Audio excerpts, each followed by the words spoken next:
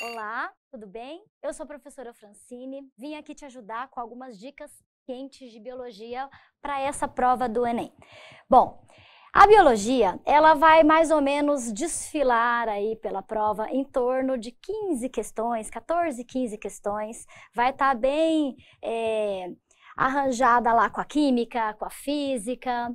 E aí eu trago aqui o carro-chefe de biologia para vocês do Enem, que é a ecologia. Então, a gente precisa discorrer sobre alguns assuntos. É importante que você saiba que hoje o assunto aí que traz bastante coisas relacionadas aos problemas ambientais, relacionados à conservação ambiental, a gente vai trabalhar com controle biológico, você vai ver questões relacionadas a biodegradadores, biorremediação, reciclagem, reutilização. Algo quente agora que você vai ter que analisar são as fontes renováveis de energia. Então, energia solar, energia eólica, né, as novas soluções, né, que a gente precisa tá antenado aí para o futuro. E com a fragmentação dos habitats, nós vamos ver o quê? As questões relacionando corredores ecológicos, né, as ilhas que vão permitir todo o encontro de seres vivos. Quando a gente fala de poluição ambiental, a gente pode, assim, ter fazer um direcionamento mais para a poluição da água. É claro que não vai ser não vão deixar de cobrar o aquecimento global, né, a poluição atmosférica, mas dica quente para você. Poluição da água, nós podemos ali, ó, eutrofização, magnificação trófica. É muito importante que você lembre, né, a diferença. Durante o processo lá da cadeia alimentar, o maior fluxo de energia está no produtor. Mas quando a gente olha para a magnificação trófica, a bioacumulação vai acontecer no animal topo de cadeia. Tá? Então, muito importante que você lembre que é diferente, né? O fluxo de energia é maior no produtor e vai diminuindo ao longo da cadeia, das teias alimentares, e na magnificação vai havendo uma bioacumulação no animal topo de cadeia. Ele será o mais prejudicado, inclusive nós, seres humanos. Bom, despejo de óleos, pigmentos, medicamentos, né, que podem ficar presos no nosso tecido adiposo, metais pesados que podem ser ligados ao nosso tecido ósseo. E efeito estufa, claro, de praxe, sempre pode ser que apareça aí para vocês, é importante, tá bom? Sucessão ecológica, justamente por conta de alguns problemas que podem ser apresentados durante a prova, o que acontece ao longo aí do desenvolvimento, né, da área degradada, relações ecológicas, e a dica é predatismo, parasitismo. Nós podemos analisar competição também nessas questões. E, claro, ciclos biogeoquímicos. Se não cai na química, cai na biologia. Tá? A gente vem aqui com ciclo do nitrogênio, ciclo do carbono e oxigênio, justamente porque a gente fala de fotossíntese e respiração nessas provas. Na próxima imagem, eu já vou trazer agora a citologia no Enem. Então, muito importante que a bioquímica, relacionando aí as substâncias orgânicas e inorgânicas, já que a gente vai falar de fotossíntese, de respiração, a água, ela entra sempre nessas provas com a parte principal, que é a termorregulação, os sais minerais relacionando lá a pressão lá com o sistema endócrino, sistema excretor, que mais para frente vem essa dica. Vitaminas, carboidratos, principalmente glicose, né? Formação de glicose, degradação de glicose, que a gente vê nos ciclos biogeoquímicos de carbono e oxigênio, fotossíntese, respiração de novo, né? Um tema super importante, né? Metabolismo energético. Lipídios relacionados ao nosso tecido adiposo, proteínas. A gente vai ver que dogma central é algo que você precisa saber, e no final dele é importante a gente saber essa proteína formada está certinha, não, houve uma mutação, então onde é que essa proteína encaixa? Sempre em dogma central. E claro, não poderíamos deixar de falar de membrana plasmática. Isso aí, né, é algo, eu sempre brinco, algo tão certo quanto o dia de amanhã. Então, membrana plasmática, já pegando o ganchinho ali de lipídio, o modelo do mosaico fluido, toda a estrutura, né, da dupla camada de fosfolipídios intercalado por proteínas. Isso aí é importante que você anote, né, é importante mesmo. transporte pela membrana, a gente vai ali sempre a osmose, a difusão, que é o transporte passivo, algo que pode ser relacionado à fagocitose, que é o transporte ativo, com gasto de energia, né? Já a gente vê uma redução, né, ao longo dessas provas, desses anos, a gente já vai ver uma redução relacionada às organelas citoplasmáticas. Por quê? Antes se perguntava mais sobre a comparação entre células vegetais, animais, as funções dessas organelas. Hoje a gente já vai ver um foco mais direcionado de novo para quem? Fotossíntese e respiração. Então é claro que eu vou ver ali, ó, mitocôndria, cloroplasto, entrando um pouquinho lá na origem da vida. A teoria da endossimbiose é algo que vai aparecer para você nas provas. A produção de transgênicos, então a gente pode analisar também glândulas, a gente pode analisar a produção de proteínas, então eu vou precisar de um retículo endoplasmático, vou precisar depois secretar essa proteína utilizando um complexo de Golgi, e isso vai ser mandado, né? Hormônios vão precisar ser produzidos dessa maneira. Então eu vou precisar das energias metabólicas lá da mitocôndria, a produção de glicose pelo cloroplasto, vou precisar produzir proteínas utilizando esses dois tipos de organelas, retículo endoplasmático granuloso e complexo de Golgi secretando. Se eu estiver falando de lipídios, aí eu já vou para o retículo endoplasmático liso secretando por esse complexo de Golgi. E claro, aqui, metabolismo energético, né? Eu venho falando desde o início do vídeo. Nós temos aqui, ó, fotossíntese e respiração aeróbica.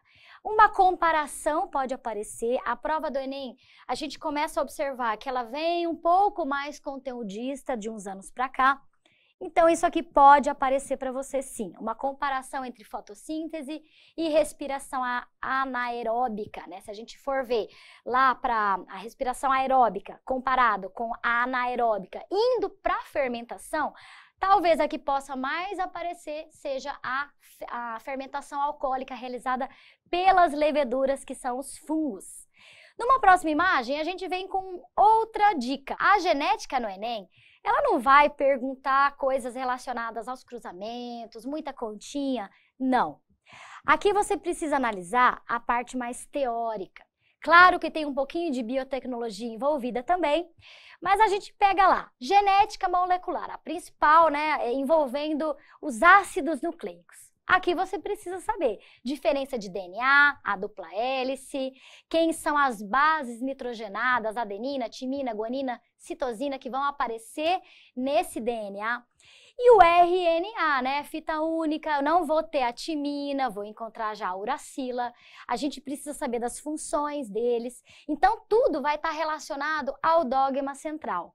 Quando o DNA precisa se duplicar, lembra, aquele processo semiconservativo, para que a célula possa se dividir num ciclo celular, nós vamos encontrar depois, preciso formar proteínas, então eu vou precisar transcrever, formar um RNA, arrumar aquele RNA imaturo ainda com o splice gênico e também depois eu vou fazer a tradução, que nada mais é do que a síntese proteica.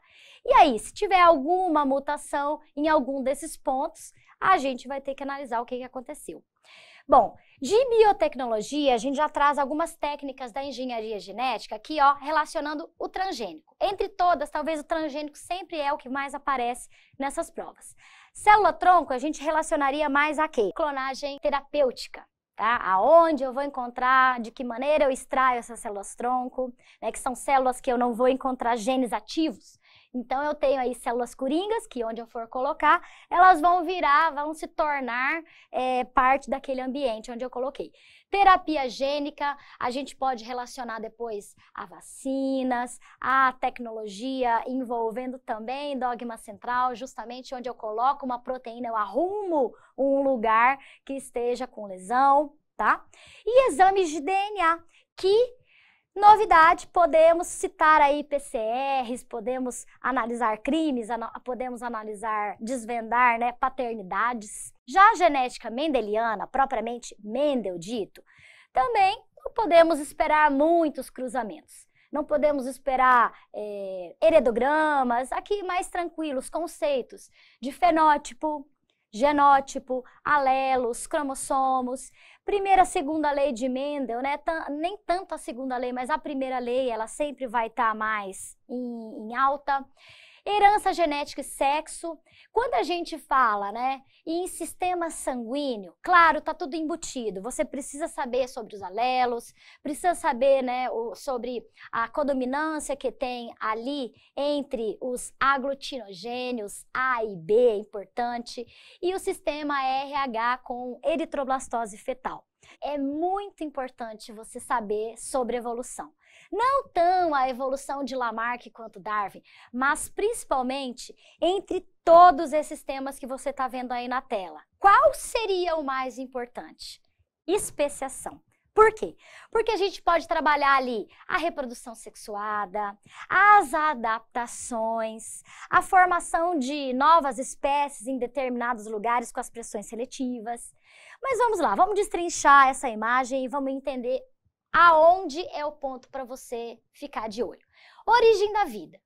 Aqui a gente vai ter que lembrar, né, de toda a evolução química, desde a formação lá, como era a atmosfera primitiva, até a formação dos conservados. Então, o Pari e Haldane pode cair para você. Já quando a gente tem esse tema estabelecido, nós podemos lembrar de como foi a organização do procarionte até chegar no eucarionte. Então, claro, aí também temos a teoria da endossimbiose, mais uma vez, mitocôndria e cloroplasto, né? Você está cansado de ouvir isso? Bom, na sequência, a gente vai encontrar o quê? O ambiente vai mudando, os indivíduos vão aparecendo, tá?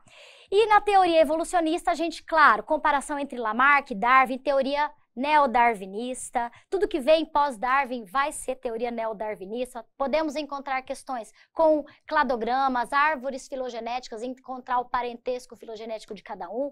E especiação, principal aqui, e tipo de especiação, você sabe que tem a especiação simpátrica e alopátrica. A dica é, quando você diz alô para quem está distante.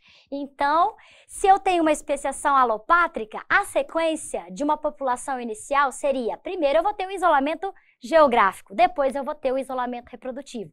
Eu vou ter a separação aí de indivíduos, eles vão ficar distantes. E quando eu interrompo o fluxo, eu tenho especiação. Fluxo gênico interrompido, mesma coisa de dizer que eu fiz especiação. Já para surpresinha de todos, podemos aqui no equilíbrio gênico lembrar que a partir de 2020 deixou todo mundo arrepiado, né? Caiu genética de populações. Então, o Enem sempre com algumas surpresas, nós podemos aí realmente ficar de olho na teoria de Hard-Weiber. Nós precisamos analisar lá o P mais Q igual a 1, ou seja, a frequência alélica, a frequência genética é importante para essas provas. No próximo slide, a zoologia, ela vai poder ali, ó, brincar com os quinidários, falando de branqueamento dos corais, já para os artrópodes. A gente sempre tem os insetos, a característica geral deles, o desenvolvimento entre ser ametábulo, hemimetábulo e holometábulo, a importância que eles vão ter para a ecologia, na perda de habitat, em ser, no nicho ecológico, de serem polinizadores, de serem vetores. Então, toda a biologia daquele mosquito transmissor, de um hemíptero transmissor, nas doenças que já a gente vai falar. E os vertebrados, claro, a gente vai ver toda a comparação entre cordados, as características morfológicas, fisiológicas, principalmente algo que sempre vem aparecendo, quando a gente fala da circulação, né, o sistema circulatório desses vertebrados. Então fique de olho, as adaptações entre os anfíbios, répteis, aves e mamíferos, o que cada um vai apresentar, quais são as apomorfias, quais são as novidades evolutivas que cada grupo traz, tá?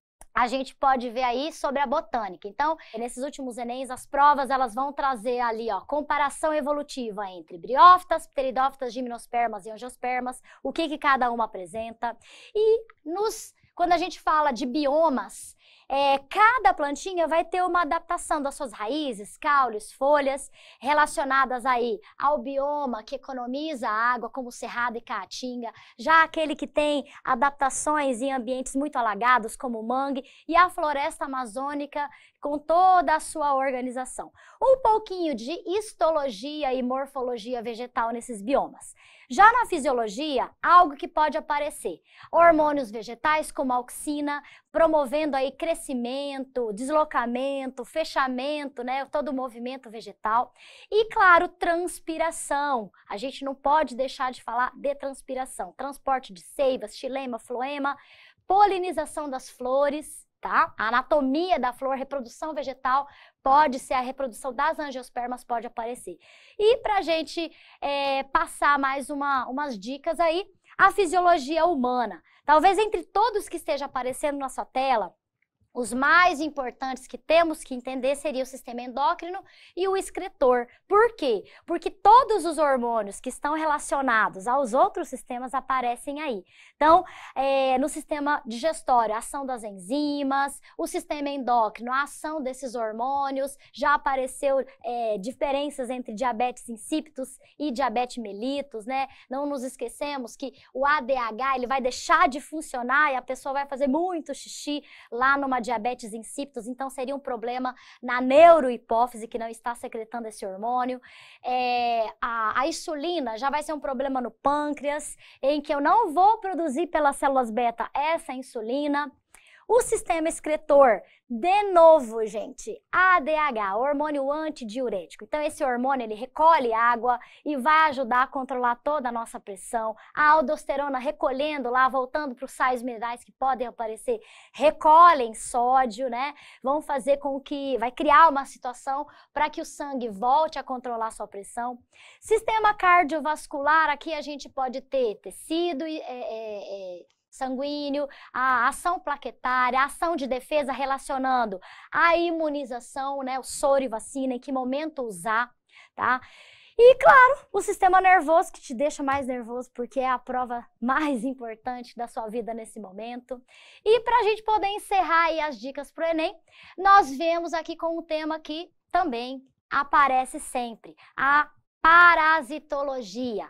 Dentre todas as viroses aí, podem ser, dentre as viroses inclusive, a dengue pode ser a que mais apareça para você, justamente porque ela vai apresentar o quê?